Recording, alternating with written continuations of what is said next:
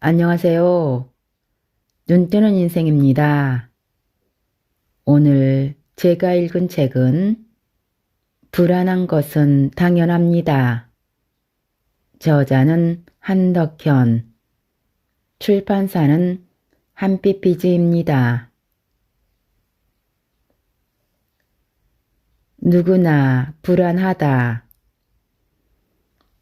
불안은 모르는 것, 즉 무지에서 시작된다. 일단 내가 모르는 것은 나쁜 것이고 무서운 것으로 피해야 한다. 그러기에 모르는 것은 공포와 불안을 동반한다. 그뿐 아니라 불안은 아는 척 하는 것에서도 시작된다.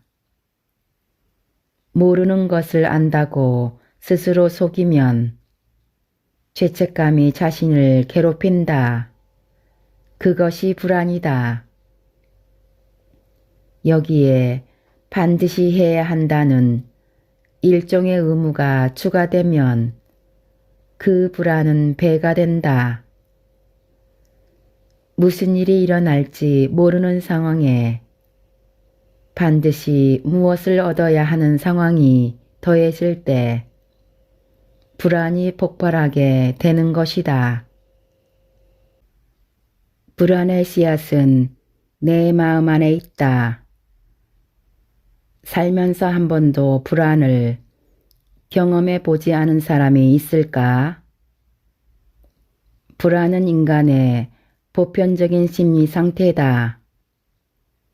유아기에 처음 엄마 품에서 떨어질 때 느끼는 분리불안을 시작으로 인간의 삶은 불안과 함께하는 여정이라 해도 과언이 아니다.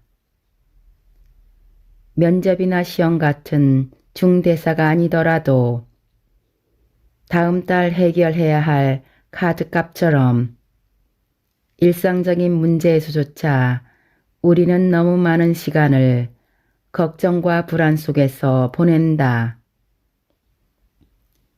내가 느끼는 불안을 적절히 다스릴 수 있다면 사실 불안이라는 감정 자체는 문제가 되지 않는다. 불안감에서 비롯한 높은 자각이 긍정적인 자세나 유연한 사고와 조화를 이룰 수 있으면 오히려 당면한 문제를 극복하고 한 걸음 더 성장하는 데 도움이 되기도 한다. 하지만 안타깝게도 불안을 다스리란 쉽지 않다. 인간의 두뇌는 이성보다는 본능을 따르기 때문이다. 불안한 감정은 즉각적으로 공포와 관련된 두뇌 부위인 편도체를 자극한다. 여기에 불확실성에 대한 부정적인 상상이 보태지면 급기야 최악의 상황을 마치 현실처럼 인식하게 하는 괴물로 돌변한다. 호흡곤란과 떨림, 가슴 답답함, 두통, 어지럼 등을 동반하는 공황장애가 바로 그것이다. 고전적인 정신분석 이론에서는 불안의 발생을 크게 두 가지 가설로 설명한다. 첫 번째 가설은 내 안에 있는 갈등이나 공포심을 밖으로 꺼내놓으면 너무 무섭고 힘들기 때문에 이것이 외부로 드러나지 않게 스스로 눌러 막아놓는데 이것이 쌓이고 쌓이다 결국 터져 나오는 것이 불안 증세라는 것이다. 두 번째 가설은 내 안의 갈등과 공포심을 인지하고 느끼면서 스스로 위협받기 때문에 이를 제대로 직면하지 않고 무의식에 숨기려고 한다. 이를 위해 자신에게 거짓말을 반복하게 되고 그때의 깨름칙한 느낌이 불안이라는 것이다. 어느 쪽이 더 타당하다고 말할 순 없지만 두 가설에는 명확한 공통점이 하나 있다. 나를 위협하는 그 감정을 지금 여기에서 올곧이 느끼며 직면하지 않고 감추거나 회피하는 데 급급하다는 것이다. 정신의학에서는 내가 지금 무엇을 두려워하는지, 나를 무섭게 하는 대상이 현실에서는 어떤 모습인지를 정확히 아는 것을 병식이라고 한다. 이 병식을 갖게 해주는 것이 정신상담 치료의 절반이라 해도 과언이 아니다. 다시 말해 나를 불안케 떨게 하는 무서운 것이 실제로 나를 얼마나 위협하며 이해를 가할 수 있는지 알아보는 것이 불안을 없애는 첫걸음이라 할 수 있다. 내 안에 내재한 모든 걱정과 불안을 가만히 한번 들여다보자. 마치 모르는 사람을 대하듯 무심히 바라보자. 조금 용기를 내어 혼잣말을 해봐도 좋다. 아, 불안이 왔다. 쇠뇌하듯 다시 말해보자. 쓸데없는 불안이구나. 불안은 슬그머니 사라지기도 하고 고집스럽게 나를 움켜쥘 수도 있다. 그럴 땐 그저 지금 당장 내가 할 수 있는 일을 해보면 어떨까? 공황장애를 가진 이가 비행기 안에서 승무원을 찾듯 내 얘기를 들어줄 누군가를 찾아보는 것도 좋다. 무엇보다 중요한 것은 내가 느끼는 불안을 마치 심약한 개인의 병처럼 취급해 자책하거나 부정하지 않는 것이다. 살면서 누구나 안고 가는 감정이 불안이다. 욕망이 해결되지 않는 한 인간은 불안에서 벗어날 수 없다. 불안으로부터 벗어날 수 없는 운명이라면 억지로 싸워 이기려 들기보다 조금 편안히 달래가며 살아보면 어떨까? 고집불통인 어린아이를 다독이듯 말이다. 길러냄인가 길들임인가. 결혼, 남남이던 두 사람이 만나 서로를 완성시켜 준다는 것은 정말 어려운 일이다. 그럼에도 서로 사랑하기에 그 어려움을 극복해야 한다.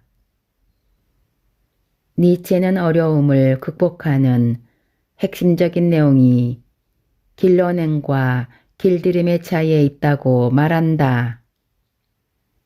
길러냄이란 자연에 기반을 두고 자연과 더불어 성공하는 방식, 즉 말 그대로 자연스러운 변형을 말한다.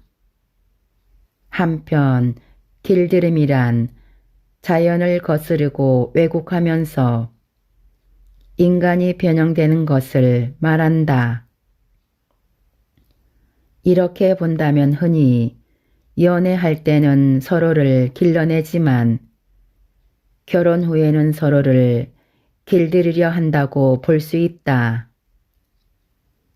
예를 들어 어렸을 때부터 목소리가 유난히 좋아 남들 앞에서 노래하는 것을 좋아한 사람이 있다고 해보자.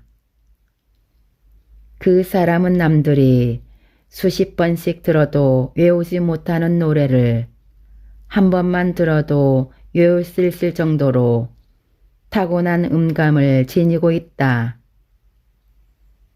그 사람이 노래를 좋아하고 타고난 음악적 능력도 있으며 그래서 가수가 되었다면 그것은 길러냄에 해당한다.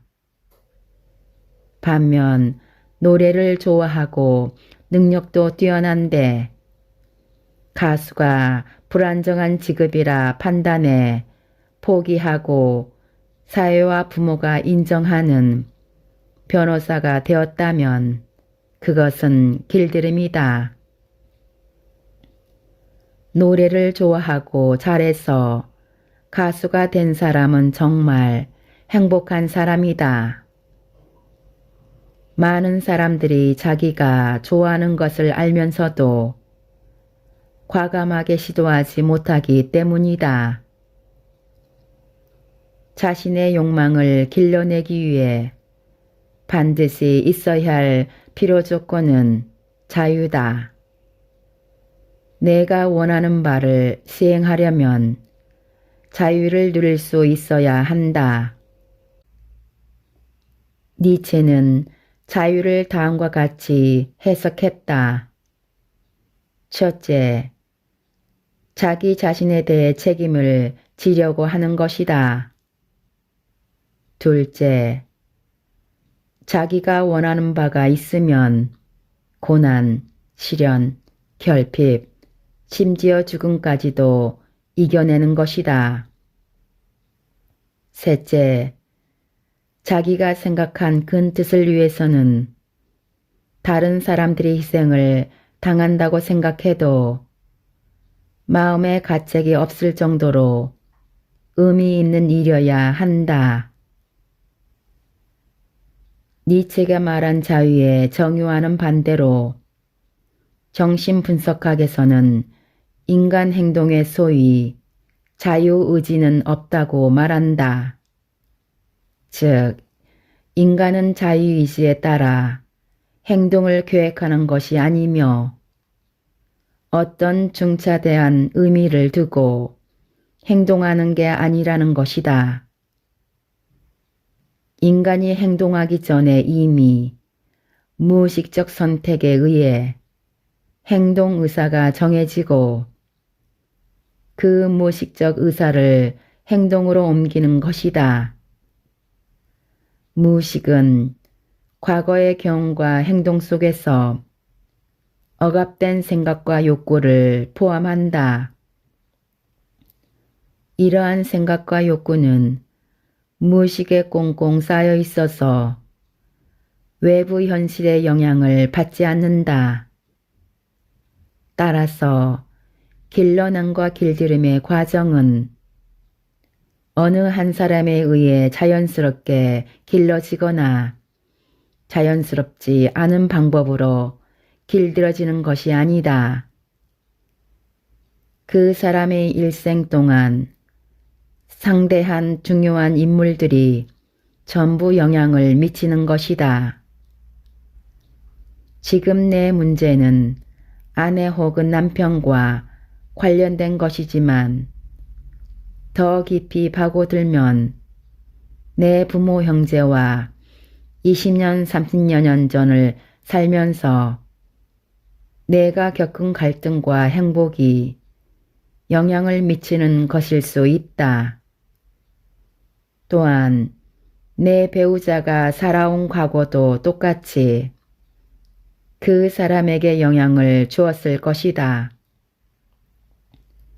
그것이 지금의 나와 내 배우자를 만들었고 그러한 상태로 두 사람이 결혼을 통해 맺어진 것이다. 결혼이란 이처럼 사뭇 다른 배경과 과거를 가진 두 사람의 만남이다. 그렇다 보니 결혼 전 각자의 삶에서 문제를 해결했던 방식이 현재 두 사람 사이에서는 잘 통하지 않는 경우가 많다. 문제를 해결하기는커녕 오해와 불화의 씨앗이 되는 경우도 흔히 볼 수 있다. 결혼 초기에는 사랑이라는 가면에 쌓여 문제가 감춰져 있다가 살아가면서 차츰 배우자의 행동에 배신감이나 실망감을 드러내는 부부들도 있다. 결혼한 이들은 대부분 길들임에 대해서만 이야기한다. 자연스러운 길러냄에 대해 말하는 사람은 극히 드물다. 길러냄이란 미완성 상태이며 조인으로 가는 걸음마 단계이기 때문이다. 개중에는 자기 인생에서 조인으로 가는 입구에서부터 벌써 철저히 현실과 상대방의 억압에 길들여지는 사람이 있다. 반면 자기 배우자의 길러냄을 은근슬쩍 과시하는 사람도 있다. 결혼이란 서로를 길들이는 것과 길러내는 것을 어떻게 고려하는가, 즉 자유라는 충분 조건이 얼마나 만족되느냐에 따라 그 가치가 결정될 수 있다. 완성된 인간이란 니체의 표현을 빌리자면 조인의 상태를 말할 것이다. 인생의 여러 퀘스트를 풀어가는 것은 결국 조인으로 가기 위한 과정의 다름 아니다. 미완성의 두려움을 극복하고 조인으로 나아가려면 변화가 필요하다. 내 욕망과 열정만 고려한 채 시대의 흐름과 변화를 거스르기보다는 흐르는 강물에 몸을 맡기듯 내려놓는 자세를 가져야 한다. 귀여운 부부는 서로의 개성과 관심을 존중하는 범위 내에서 합을 맞춰 나가야 한다. 결혼을 기다리는 싱글이라면 나이나 사회적 압박으로부터 벗어나 자신의 진정한 짝을 기다리는 자연스러운 기다림의 시간도 필요하다. 그럴 때 미완성에 대한 두려움이 길러냄의 변화를 즐기는 여유로움으로 변모할 것이다. 은퇴 이후 행복한 사람들의 특징. 인공지능, 100세 시대, 자율주행, 가상현실, 4차 산업혁명 등은 우리 시대를 특징짓는 말이지만 어떤 의미에서는 우리를 불안하게 만들기도 한다.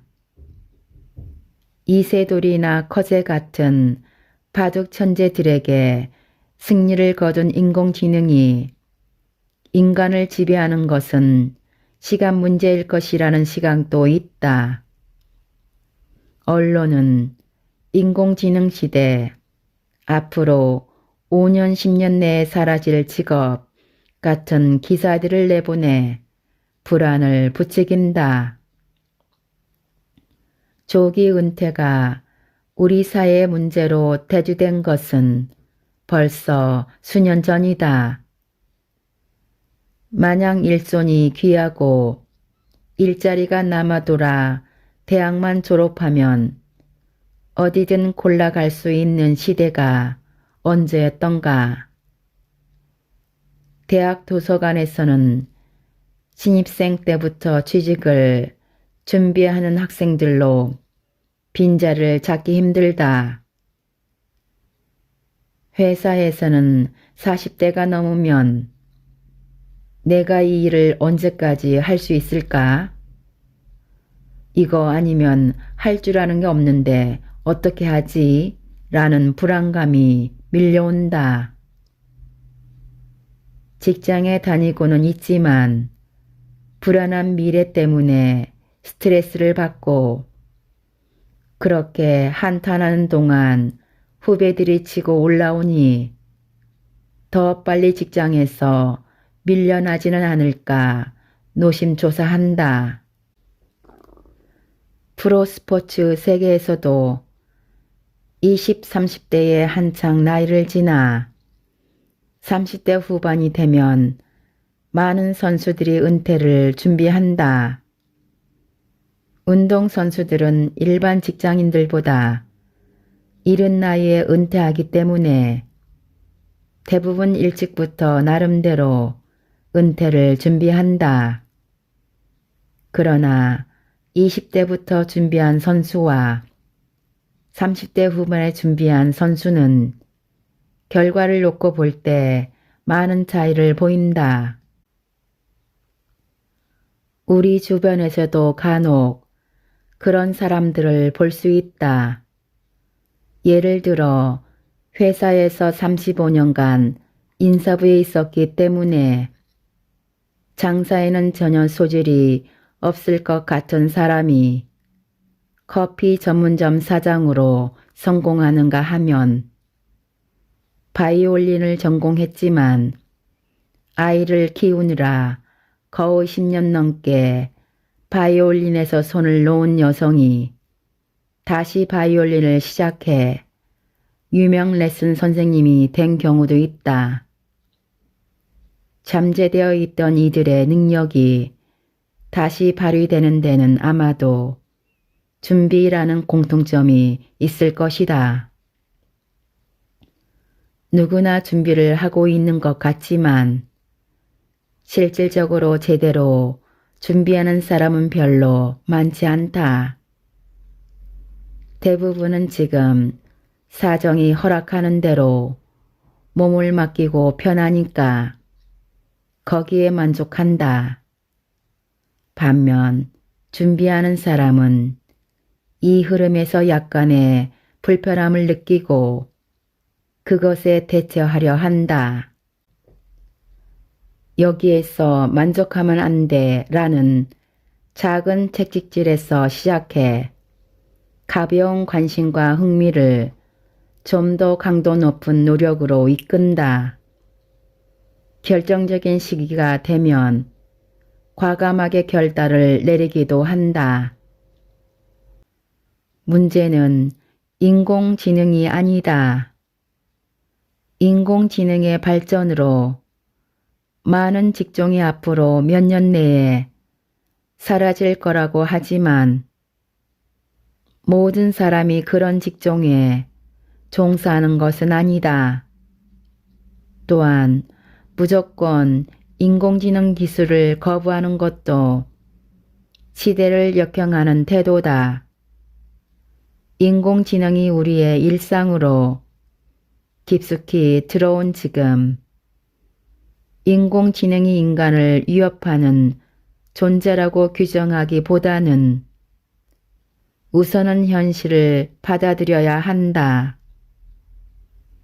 TV나 자동차, 카메라가 처음 등장했을 때를 생각해보자.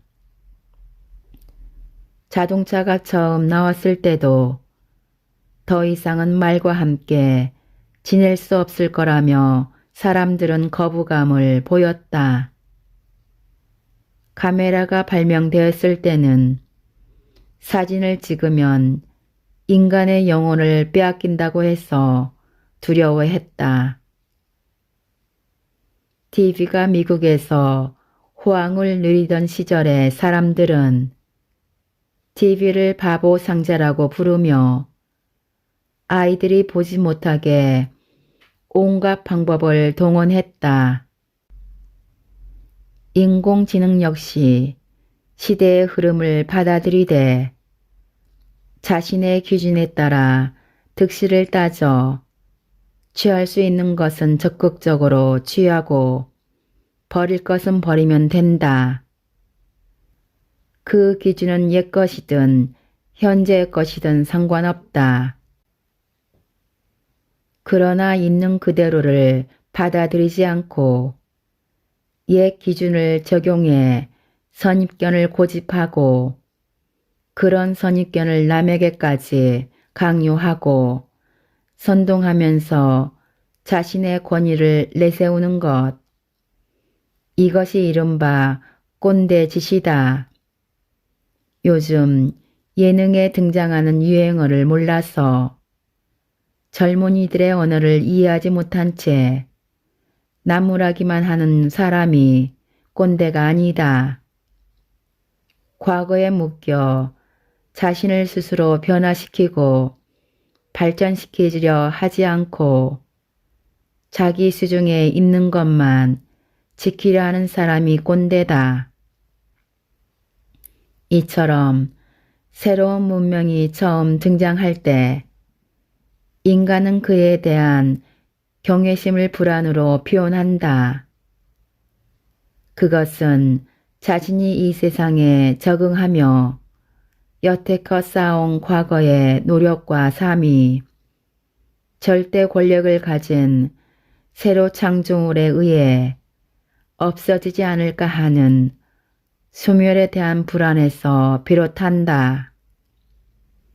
하지만 새로운 문명은 태풍과 같아서 새 문명을 받아들이고 발전시키지 않으면 고여있는 문화에 의해 오히려 인류를 멸망의 길로 이끌지도 모른다.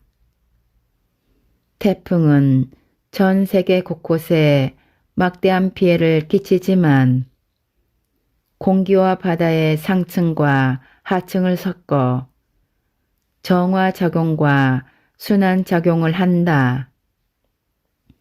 이 때문에 태풍이 없다면 인류가 더럽힌 지구의 상태가 더 나빠질 수도 있다. 특정한 상황에서 불안감을 느끼는 것은 그 상황에 대처하는 능력이 미숙하기 때문이다. 이럴 때는 누구나 예민해질 수밖에 없다. 자신의 무기가 전쟁에서 이길 만큼 완벽하지 못한다는 걸 누구보다 잘 알고 있기 때문이다. 따라서 완벽한 준비를 했을 때 우리는 심리적 안정감을 얻을 수 있다. 제대로 노후를 준비하는 법. 나는 불안감을 호소하는 사람들에게 무턱대고 자신감을 가지라고 충고하지 않는다. 대신 위기 상황에 대비해야 할 것들을 짚어보며 함께 대화를 나눈다. 무엇을 준비해야 할지 모르기 때문에 더 불안한 것이다. 이럴 때는 긍정적 예측보다는 부정적 예측을 더 강하게 하게 된다. 자신이 무엇을 준비해야 하는지 아는 것만으로도 두려움을 물리칠 수 있다. 그것이 두려움을 극복하기 위해 가장 먼저 갖춰야 할 무기다. 많은 사람들이 준비 과정에서 불안해한다. 내가 지금 제대로 준비를 하고 있는 걸까? 이렇게 준비하면 성공할 수 있을까? 얼마나 더 준비해야 할까? 등 정작 준비 과정에 집중하지 못하면서 결과를 미리 예측하고 그에 대한 불안과 두려움을 느끼는 경우가 있다. 뛰어난 선수들은 준비 기간 내내 불안해하지 않고 비교적 단순하고 긍정적인 방향으로 결과를 예측한다.